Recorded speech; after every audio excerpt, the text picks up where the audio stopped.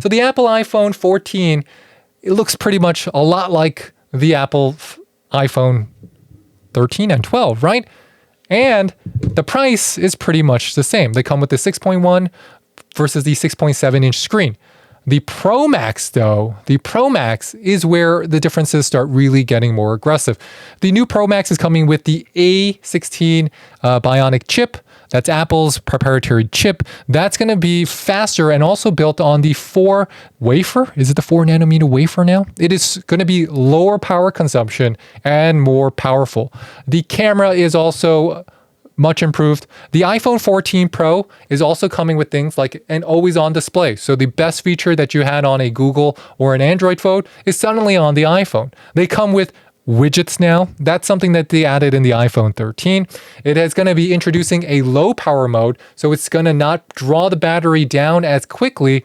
It's going to be using the 48 megapixel camera in the front. That's thanks to a bigger sensor. And what they said was on the Pro Max, you're going to have 2 to 3 times better low light sensitivity, reducing the noise, and better just the photography levels, even in terms of the aperture and the focal length and everything. It's just improved. You can see it in the pictures. You can see it in what they are delivering. You can also 2x zoom and still record in 4K. That is absolutely insane. If you're a content creator, zooming in 2x and still getting 4K crispy clear.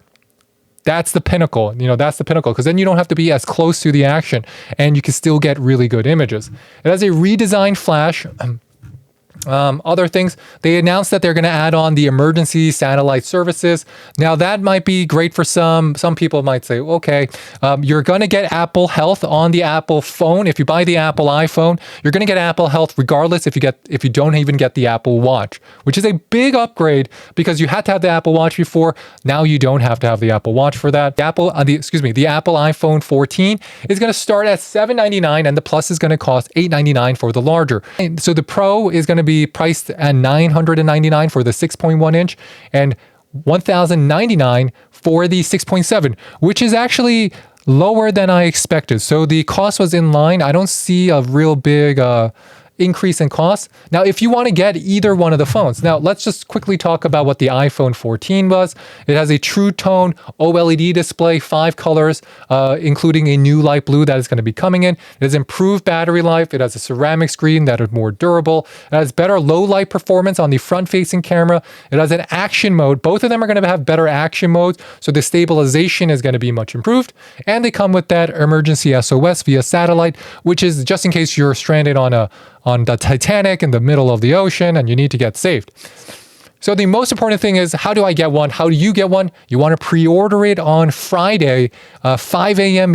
PST, 8 a.m. EST. So if you live in New York or in the East Coast, you're going to look at 8 a.m.